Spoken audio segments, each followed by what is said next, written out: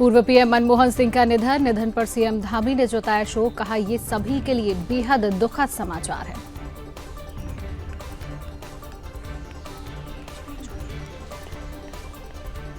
पूर्व पीएम मनमोहन सिंह के निधन पर देश भर में शोक। उत्तराखंड में 7 दिन का राजकीय शोक घोषित। 26 दिसंबर से 1 जनवरी तक राजकीय शोक घोषित।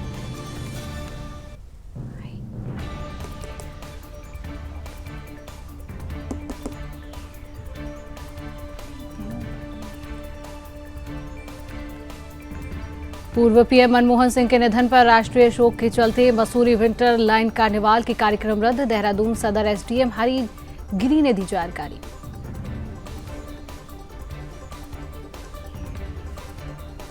सीएम धामी ने खटीमा में की आम जनता से मुलाकात। जनता की समस्याएं सुन संबंधित अधिकारियों को दिए जल्द निस्तारण के निर्देश।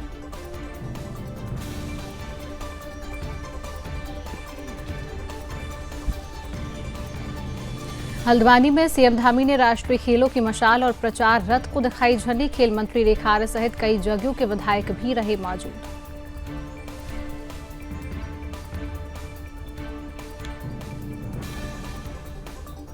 उत्तराखंड में मनमानी को लेकर डॉक्टरों पर गिरी गाज। 158 डॉक्टरों की सरकार ने की सेवाएं समाप्त। पिछले लंबे समय से गैर हाजिर चल रहे थे सभी डॉक्टर।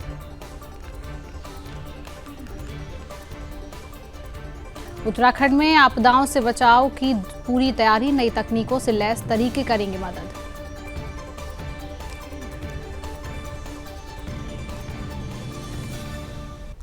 मसूरी में मसूरी विंटर लाइन कार्निवाल 2024 की शुरुआत पर बोले डीएम सविन बंसल। कहा, विंटर लाइन कार्निवाल पर्यटन को बढ़ावा देने के साथ पर्यटकों को पहाड़ी खाने का स्वाद भी चखाता है। राज्य शोक के चलते आगे के कार्यक्रमों को किया गया रद्द।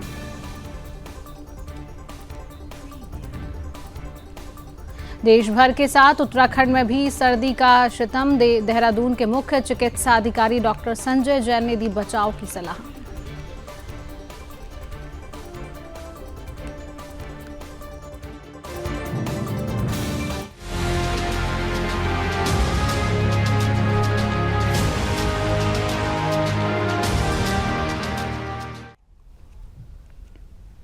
नमस्कार, अपना उत्तराखंड देख रहे हैं आप और मैं हूं आपके साथ शिवांगी जैन। बुलेटिन की शुरुआत करेंगे खास खबरों के साथ, जहां पर उत्तराखंड के मुख्यमंत्री सीएम पुष्कर सिंह धामी ने पूर्व पीएम मनमोहन सिंह को श्रद्धांजलि अर्पित की है। पूर्व पीएम मनमोहन सिंह का निधन हुआ। निधन पर सीएम धामी ने शोक जताया है और चित्र पर पुष्प चढ़ाकर श्रद्धांजलि अर्पित की है। ये सभी के लिए बेहद दुखद समाचार है। सीएम पुष्कर सिंह धामी ने कहा, भगवान उनके परिजनों को शक्ति प्रदान।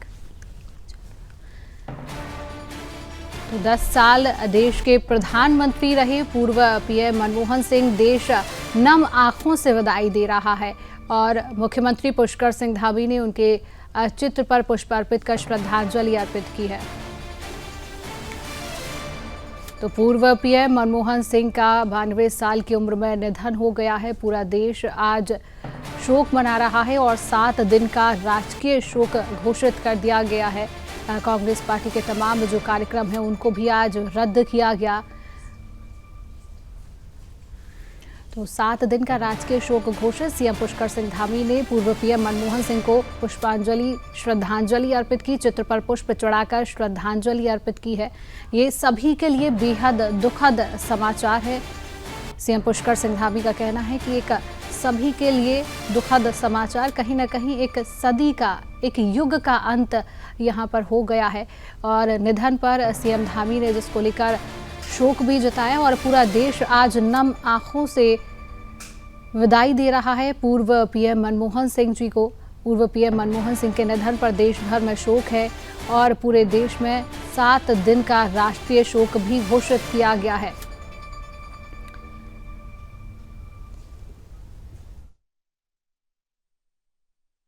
पूर्व प्रधानमंत्री स्वर्गीय मनमोहन सिंह जी का निधन का समाचार सभी के लिए बहुत दुख भरा समाचार है। भगवान से प्रार्थना करते हैं कि भगवान उनको अपने श्री चरणों में स्थान दे और उनके सभी पारिवारिक जनों को, उनके सभी चाहने वालों को इस दुख की घड़ी में भगवान शक्ति प्रदान करे।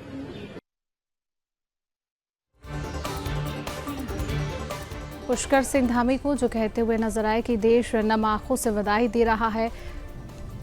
मनमोहन सिंह का राजनीतिक सफर 1990 से 1991 तक प्रधानमंत्री के आर्थिक सलाहकार रहे हैं पूर्व पीएम मनमोहन सिंह। 1991 में नरसिंह राव सरकार में ये वित्त मंत्री बने। 2004 से 2014 तक देश के प्रधानमंत्री के पद पर नियुक्त रहे। 1991 में पहली बार असम के राज्यसभा सदस्य बने। 1996 में दिल्ली स्कूल ऑफ इकोनॉमिक्स में मानद ये प्रोफेसर भी बने। 1999 में दक्षिण दिल्ली से चुनाव लड़ा, लेकिन ये चुनाव हार गए और 2001 में तीसरी बार राज्यसभा सदस्य बने और सदन में कांग्रेस की ओर से विपक्ष के नेता बने। 2004 से 2014 तक देश के प्रधानमंत्री रहे। कहीं ना कहीं आज पूरा देश पूर्व पीएम मनमोहन सिंह जी के योगदान को, उनके समर्पण को और जो देश को एक अर्थव्यवस्था के रूप में देश को जो विकास की गति मिली है, आज पूरा देश उनके योगदानों को, उनके कामों को, उनके समर्पण को आज याद कर रहा है। 1982 से 1985 तक भारत रिजर्व बैंक के गवर्नर भी रहे पूर्व पीएम मनमोहन सिंह। 1985 से 1987 तक योजना आयोग के उपाध्यक्ष रहे। कई ऐसे काम हैं, कई ऐसी योजनाएं हैं जो देश को एक विकास की ओर लेकर गए हैं और उन्हीं कामों को, उन्हीं योजनाओं को आज पूरा देश याद कर रहा है और कहीं ना कहीं पूरे देश की जनता की आंखों में नमी है। 1991 की अगर बात करें तो पहली बार असम में राज्यसभा के सदस्य बने। मनमोहन सिंह 2004 में देश के 14वें प्रधानमंत्री बने और मई 2014 तक इस पद पर 2 टर्म रहे। वे देश के पहले सिख और चौथे सबसे लंबे समय तक प्रधानमंत्री रहे। केंद्र सरकार ने 7 दिन का राष्ट्रीय शोक घोषित किया है।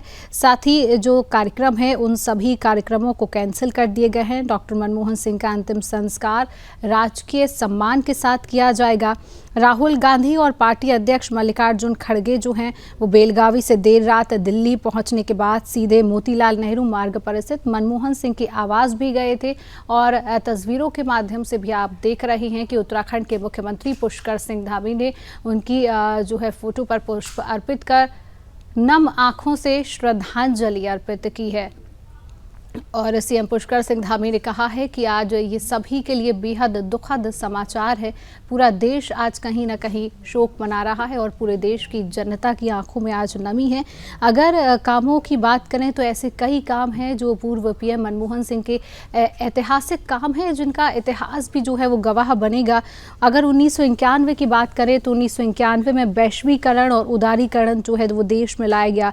2005 में सूचना का अधिकार, जब ये प्रधानमंत्री के पद पर थे तब 2005 में सूचना का अधिकार आया। 2005 सितंबर में रोजगार गारंटी योजना जो है वो देश में लाई गई। मार्च 2006 में अमेरिका से न्यूक्लियर डील जो है वो की गई और जनवरी 2009 में पहचान के लिए आधार कार्ड जो है वो जब प्रधानमंत्री के पद पर थे मनमोहन सिंह, उस समय जब है आधार कार्ड जो है वो देश में लाया गया, पहचान के लिए आधार कार्ड। अप्रैल 2010 की अगर बात करें तो शिक्षा का अधिकार जो है देश में लाएगा कि किस तरीके से हर बच्चों को शिक्षा मिले और शिक्षा का महत्व वो समझें कि किस तरीके से हर जो है देश के बच्चों को शिक्षा लेना है और वो शिक्षा लेना उनका अधिकार। ये कहीं ना कहीं ऐतिहासिक ये काम है जिनको पूरा देश आज याद कर रहा है। बहुत ही सरल व्यक्तित्व और सौम्यता के प्रतीक रहे हैं पूर्व पीएम मनमोहन सिंह जी, जिनको आज पूरा देश नम आंखों से कहीं ना कहीं विदाई भी दे रहा है। उनकी बेटी का अभी फिलहाल इंतजार किया जा रहा है।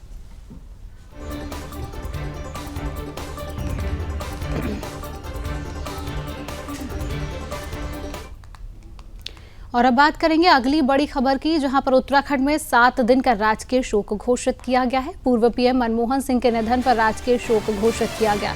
इस अवधि में राष्ट्रीय ध्वज आधा झुका रहेगा। 1 जनवरी तक राजकीय शोक घोषित किया गया है। बड़ी खबर आप तक पहुंचा रहे हैं, जहां पर पूर्व पीएम मनमोहन सिंह के निधन पर राजकीय शोक घोषित किया गया। 7 दिन का राजकीय शोक घोषित किया गया है। इस अवधि में राष्ट्रीय ध्वज आधा झुका रहेगा। 1 जनवरी तक राजकीय शोक जो है वो घोषित किया गया है। कई कार्यक्रम हैं जिनको रद्द कर दिया गया है। उत्तराखंड में 7 दिन का राजकीय शोक घोषित किया गया। पूर्व पीएम मनमोहन सिंह के निधन पर राजकीय शोक घोषित किया गया। राष्ट्रीय ध्वज आधा झुका रहेगा। 1 जनवरी तक राजकीय शोक घोषित किया गया है और उत्तराखंड के मुख्यमंत्री पुष्कर सिंह धामी ने कहा है कि ये बेहद ही दुखद समाचार है। कहीं ना कहीं एक युग का अंत हुआ है, जिसके चलते 7 दिन का राष्ट्रीय शोक घोषित, राजकीय शोक जो है वो घोषित कर दिया गया है। पूर्व पीएम मनमोहन सिंह के निधन पर राजकीय शोक घोषित किया गया उत्तराखंड में। इस अवधि में राष्ट्रीय ध्वज जो है वो आधा झुका रहेगा। तो 1 जनवरी तक राजकीय शोक घोषित किया गया। आपको बता दें कि कल देर रात पूर्व पीएम मनमोहन सिंह जी के निधन की खबर सामने आती है, जहां पर 92 साल की उम्र में उन्होंने अंतिम सांस ली। उन्हें रात 8:06 पर एम्स में, दिल्ली के एम्स लाया गया, जहां पर वे घर पर बेहोश हो गए थे और इमरजेंसी वार्ड में उनको भर्ती कराया गया। रात 9:51 पर उन्होंने आखिरी सांस ली और बताया जा रहा है कि कई समय से पूरी जनता भी जानती है, कहीं ना कहीं पूर्व पीएम मनमोहन सिंह जी लंबे समय से बीमार चल रहे थे। ये तस्वीर हम आपको दिखा रहे हैं जहां पर देश के प्रधानमंत्री नरेंद्र मोदी उनके आवास पर पहुंचे हैं। उनकी पत्नी से और उनके रिश्तेदारों से कहीं ना कहीं मुलाकात और कहीं ना कहीं एक मुलाकात यहाँ पर होती। किस तरीके से आप देख सकते हैं, श्रद्धांजलि अर्पित कर रहे हैं प्रधानमंत्री नरेंद्र मोदी। तिरंगे में लिपटे हुए वो शख्सियत जो हमेशा सबको याद रहेगी, सदियों तक आने वाली कई पीढ़ियां पूर्व पीएम मनमोहन सिंह जी को हमेशा याद करेगी। उनके कामों को, उनके योगदान को, उनके सरल व्यक्तित्व को, जिस तरीके से वो सरलता के लिए पहचाने जाते थे, उनका व्यक्तित्व जो पहचाना जाता था, एक सरल व्यक्ति, प्रधानमंत्री के पद पर रहते हुए भी एक सरल स्वभावी व्यक्ति थे, जिसके लिए आज पूरा देश जो है उनको याद कर रहा है। आप ये तस्वीर देख रहे हैं जहां पर देश के प्रधानमंत्री नरेंद्र मोदी आवास पहुंचे हैं और जो है श्रद्धांजलि अर्पित करें और कहीं ना कहीं परिवार को ढांढस बंधाते हुए यहां पर प्रधानमंत्री नरेंद्र मोदी नजर आ रही हैं। तस्वीरें आप देख सकते हैं और कहीं ना कहीं एक बेहद ही भावुक कर देने वाली ये तस्वीर है और पूरा देश जो है कहीं ना कहीं शोक की लहर में आज डूबा हुआ है, क्योंकि पूर्व पीएम मनमोहन सिंह जी का आज निधन हुआ है। और अब बात करेंगे अगली बड़ी खबर की। पूर्व पीएम मनमोहन सिंह के निधन पर राष्ट्रीय शोक मसूरी विंटरलैंड कार्निवाल के कार्यक्रम को भी रद्द कर दिया गया है। देहरादून सदर एसडीएम हरिगिरी ने इसको लेकर जानकारी दी। लंबे समय से कार्निवाल की तैयारियां चल रही थी, जिस कार्निवाल को फिलहाल रद्द कर दिया गया है। पूर्व पीएम मनमोहन सिंह जी के निधन के चलते इस कार्निवाल की तैयारियां जो चल रही थी, जो कार्यक्रम था, उसको रद्द कर दिया गया। देहरादून सदर एसडीएम हरिगिरी ने इसको लेकर जानकारी दी है। लंबे समय से कार्निवाल तैयारी जो है वो चल रही थी, हालांकि फिलहाल इस कार्यक्रम को रद्द कर दिया है। पूर्व पीएम मनमोहन सिंह के निधन पर राष्ट्रीय शोक घोषित किया गया। मसूरी विंटरलैंड कार्निवाल के कार्यक्रम को भी रद्द किया गया है। देहरादून सदर एसडीएम हरिगिरी ने इसको लेकर जानकारी दी। लंबे समय से कार्निवाल की तैयारियां चल रही थी, जिसके चलते आज कार्यक्रम जो है उसको रद्द कर दिया गया है।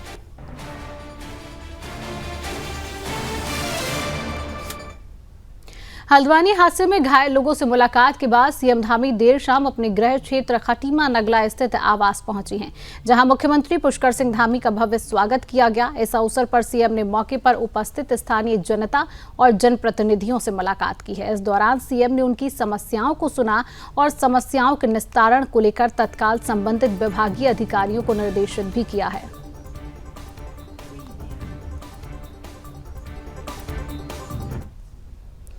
उत्तराखंड के मुख्यमंत्री पुष्कर सिंह धामी हल्द्वानी पहुंचे, जहां उन्होंने भीमताल बस हादसे में घायल हुए लोगों का हालचाल जाना है। नैनीताल जनपद के भीमताल के पास हुए रोडवेज के एक बस के गहरी खाई में गिर जाने से उसमें सवार 5 लोगों की मौत हो गई है, जबकि 23 लोग घायल हुए थे, जिनका हल्द्वानी के डॉक्टर सुशीला तिवारी अस्पताल में इलाज चल रहा है। गंभीर हालत के चलते 2 मरीजों को इलाज के लिए ऋषिकेश एम्स रेफर किया गया है। सीएम धामी ने घायलों को बेहतर उपचार दिए जाने के निर्देश दिए हैं। साथ ही उन्होंने सड़क हादसे में मारे गए लोगों के प्रति गहरी संवेदना व्यक्त की। मुख्यमंत्री ने सड़क हादसे को रोकने के लिए हर स्तर पर प्रभावी कदम उठाए जाने की बात कही है, जिससे भविष्य में इस तरह की घटनाएं दोबारा ना हो सके।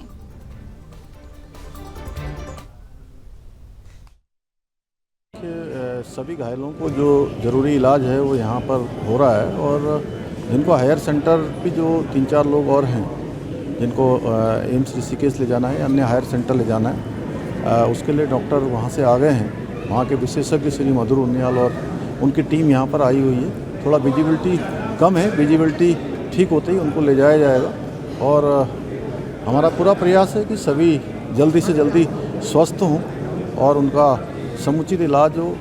जो इस दुर्घटना में जो दिवंगत हुए हैं, मैं उनको सबको अपनी श्रद्धांजलि देता हूं और भगवान से प्रार्थना करता हूं कि उनको अपने श्री चरणों में स्थान दे और उनके पारिवारिक जनों को ये जो कष्ट आया है उस कष्ट को सहन करने की शक्ति प्रदान करें। हम पूरी तरह से बात करें तो वर्ष 2024 में करीब सरकार क्या प्रभावी कदम उठाए, कम से कम मैकेनिज्म कुछ बनेगी? नहीं, मैकेनिज्म बनेगा। और देखिए, चूँकि मैंने अभी जो चालक थे इसके राजेश, उनसे भी बात करी है, उन्होंने भी मुझे कुछ बताया है।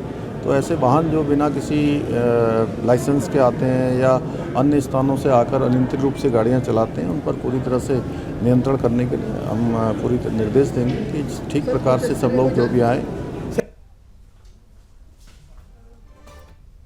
हल्द्वानी के गोलापार अंतर्राष्ट्रीय स्टेडियम में पहुंचे मुख्यमंत्री पुष्कर सिंह धामी ने राष्ट्रीय खेलों की मशाल और खेल विभाग के प्रचार रथ को हरी झंडी दिखाकर रवाना किया है। इस दौरान खेल मंत्री रेखा आर्य, लालकुआं और भीमताल के विधायक सहित खेल विभाग के वरिष्ठ अधिकारी मौजूद रहे हैं। यहां सीएम धामी ने कहा कि यह उत्तराखंड के लिए सौभाग्य की बात है कि 38वें राष्ट्रीय खेलों की मेजबानी उत्तराखंड को मिली है, इसलिए आम जनता के सहयोग से इस खेल को उत्सव बनाने का काम किया जाएगा।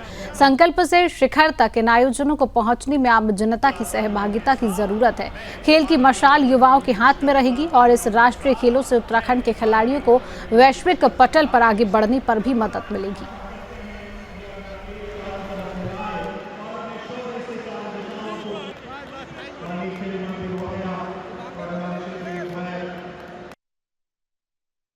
मैं सबसे पहले तो 38वें राष्ट्रीय खेल जिसकी मेजबानी जो हमारे राज्य को मिली है, उसके लिए माननीय प्रधानमंत्री जी का बहुत धन्यवाद करता हूं, माननीय खेल मंत्री जी का धन्यवाद करता हूं और ओलंपिक्स की अध्यक्ष पीटी उषा जी का भी धन्यवाद करता हूं। यह आयोजन हमारे लिए बहुत बड़ा अवसर है और इसकी पूरी तैयारी हमारी बहुत ज़ोर शोर से चल रही है। अनेक स्थानों पर हमारे जहाँ पर स्पोर्ट्स की गतिविधियाँ होनी है, खेल की गतिविधियाँ होनी है, सभी इंफ्रास्ट्रक्चर हमारे बन चुके हैं और जो कुछ काम एक थोड़ा बहुत जो बचा है वो काम भी आने वाले कुछ ही दिनों में हो जाएगा। हम पूरी तरह से तैयार हैं और ये खेल, राष्ट्रीय खेल, हमको देवभूमि के साथ साथ खेल भूमि के रूप में भी स्थापित करेंगे। हमारे नौजवान युवाओं के लिए, खिलाड़ियों के लिए ये बहुत बड़ा अवसर होगा। ये पूरे उत्तराखंड का आयोजन है। हर एक उत्तराखंड वासी, हमारे आने वाले 10,000 जो खिलाड़ी हैं पूरे देश से आएंगे, उन सभी का स्वागत करेंगे। और ये केवल कुछ लोगों का आयोजन नहीं है, ये हमारे जनगण मन उत्तराखंड के 1,25,00,000 लोगों का आयोजन है। उसमें सभी शामिल रहेंगे, सभी इसको एक उत्सव के रूप में मनाएंगे। के साथ मैं माननीय मुख्यमंत्री श्री पुष्कर सिंह धामी जी से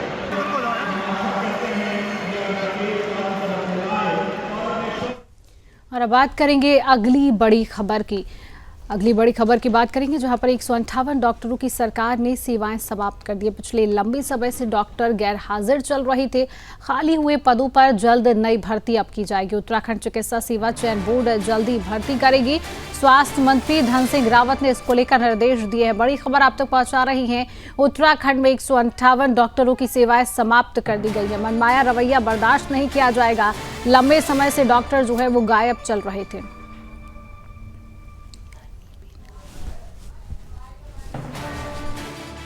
देखिए, हमारी सरकार लगातार पूरे प्रदेश में स्वास्थ्य व्यवस्थाओं को सुदृढ़ कर रही है और आप देख रहे होंगे कि 2900 से ज्यादा डॉक्टरों की हम नियुक्ति कर चुके हैं। कतिपय डॉक्टर जो है बॉन्ड व्यवस्था का उल्लंघन कर रहे थे।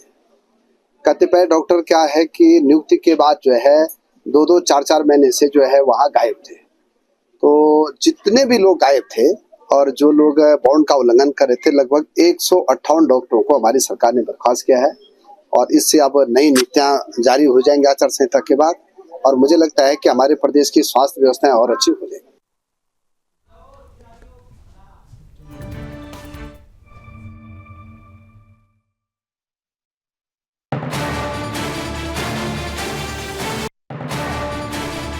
में कई डॉक्टरों को जो है सरकार ने उनकी सेवाएं समाप्त की हैं। 158 डॉक्टरों की सरकार ने सेवाएं समाप्त कर दी हैं। पिछले लंबे समय से जो डॉक्टर हैं वो गैर हाजिर चल रहे थे, जिसके चलते उनकी सेवाओं को समाप्त कर दिया गया है। खाली हुए पदों पर जल्द ही अब नई भर्ती भी की जाएगी। उत्तराखंड चिकित्सा सेवा चयन बोर्ड अब जल्द नई भर्तियां करेगा।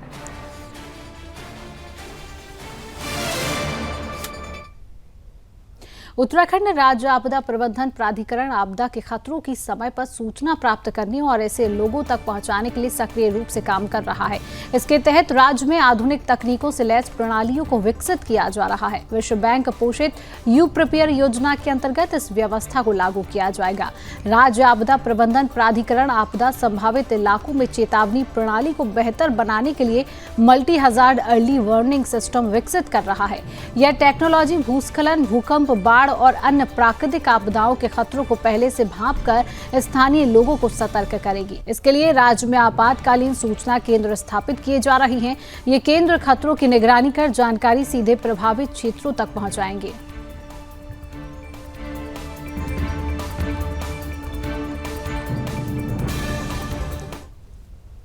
जो मेजर नदियां हैं या जो बड़े बड़े बैराज हमारे हैं, सभी में सायरन लगाए गए हैं। सायरन का एक कंट्रोल जो संबंधित विभाग है, सिंचाई विभाग या जो बैराज या जो जल विद्युत परियोजनाएं हैं उनके पास रहता है।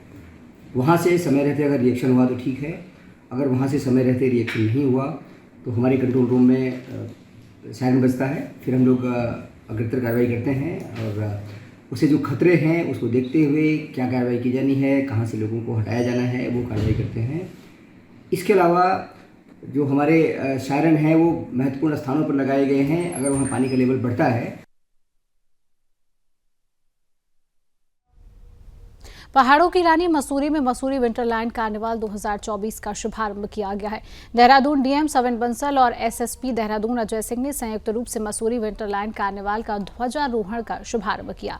इस दौरान डीएम सविन बंसल ने कहा कि मसूरी विंटरलैंड कार्निवाल जहां पर्यटन को बढ़ावा देता है, वहीं देश विदेश से मसूरी आने वाले पर्यटकों को पहाड़ी इलाकों में होने वाले उत्पाद से तैयार पौष्टिक और स्वादिष्ट व्यंजनों का आनंद भी दिलाता है। पर्यटकों के लिए मसूरी विंटर कार्निवाल में आकर अलग ही अनुभूति होती है। पर्यटकों को बेहतर सुविधा देने को लेकर मसूरी में गोल्फ कार्ट शटल सेवा की शुरुआत की गई है, जिससे पर्यटकों को जाम से न जूझना पड़े। उन्होंने कहा कि सरकार और जिला प्रशासन लगातार पर्यटन को बढ़ावा देने के लिए कई योजना के तहत काम कर रहा है।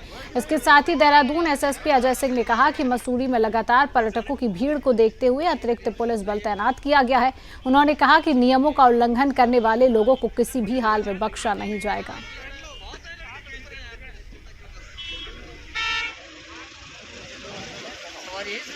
कार्निवल का उद्देश्य यही है कि जो हमारा ब्रांड है मसूरी स्टेशन का, उसको एनहांस किया जाए, लेकिन साथ ही साथ कुछ जिम्मेदारियां भी है, रिस्पॉन्सिबिलिटीज भी है। तो रिस्पॉन्सिबल टूरिज़्म हमारा मोटो है और जो यहाँ का कल्चर है, इकोलॉजी है, उसका भी ध्यान रखा जाए हमारे स्थानिकों द्वारा भी और पर्यटकों द्वारा भी।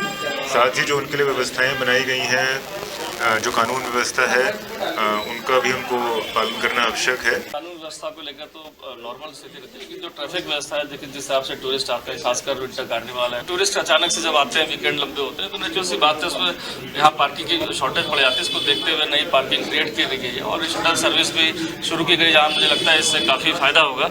और नीचे भी हमने पार्किंग बनाई है, जहाँ पर अगर यात्री आना चाह रहे हैं और यहाँ पर पार्किंग फुल है तो लोग वापस चले आते हैं कि वहाँ पार्किंग नहीं मिलेगी, जाम लगेगा। तो नीचे भी उनको शटल सर्विस दी गई है। तो कोशिश है इस बार कि कुछ व्यवस्थाएं दी जाए और इसको देखा जाएगा, अगर इससे फर्क पड़ रहा है और भी हम ऐसी पार्किंग से चिन्हित करके उसको शुरुआत करें। बाकी जैसा अभी एक ही अपील रहती है कि यहाँ टूरिस्ट है, मोस्ट वेलकम है, उनका सभी टूरिस्ट आए, यहाँ पर सभी का वेलकम है। और जो यहाँ की धरोहर है, जो हमारा जो देवभूमि की जो मर्यादा है, उसको बनाए रखें, क्योंकि कोई ना कोई ऐसा नए साल में जनरली देखा गया कि इसको कुछ लोग उसको उड़दंग के रूप में मनाते हैं। तो अच्छी सी बात है, उन पर कार्रवाई के लिए यहाँ पर पुलिस को निर्देशित किया गया है और ऐसे टूरिस्ट को भी दिक्कत ना हो किसी के उड़दंग से, इसलिए सख्त हिदायत दी गई है और उन पर कार्रवाई के सख्त निर्देश जारी किए गए। कम करना चाहूंगा, जब भी हम कोई बड़ा कार्यक्रम करते हैं तो हमें बहुत सारी फोर्सेस की जरूरत है एक टूरिस्ट को अट्रैक्ट करने के लिए। For your precious time.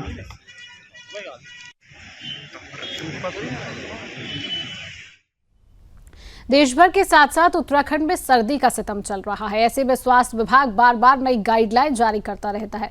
इसी बीच सर्दी से बचाव को लेकर देहरादून के मुख्य चिकित्सा अधिकारी डॉक्टर संजय जैन ने कहा कि सर्दी का मौसम है, डेंगू का प्रकोप अब नहीं है। अब लोगों को ठंड से बचना चाहिए, खासकर बुजुर्ग लोगों को सुबह के समय टहलने से बचना चाहिए। उसके साथ साथ धुआं वाली जगह जाने से भी बचना चाहिए।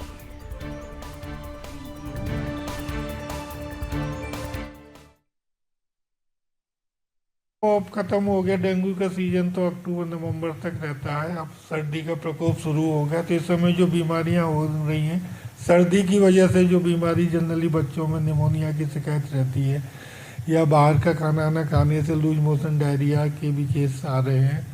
तो लोगों को यही सलाह है कि अपने इस समय सर्दी से अपना बचाव करें। बड़े बुजुर्ग जो लोग हैं वो सुबह टहलने ना जाएं, तथा यदि जहाँ पे भी धुएं वगैरह का प्रकोप हो तो उन जगह पर जाने से बचें। तो अस्थमा वाले मरीजों को और जिनको डायबिटीज हाइपरटेंशन है उनको थोड़ी सर्दी के मौसम में सावधानी बरतनी चाहिए, जिससे कि वो अपने स्वस्थ रहेंगे।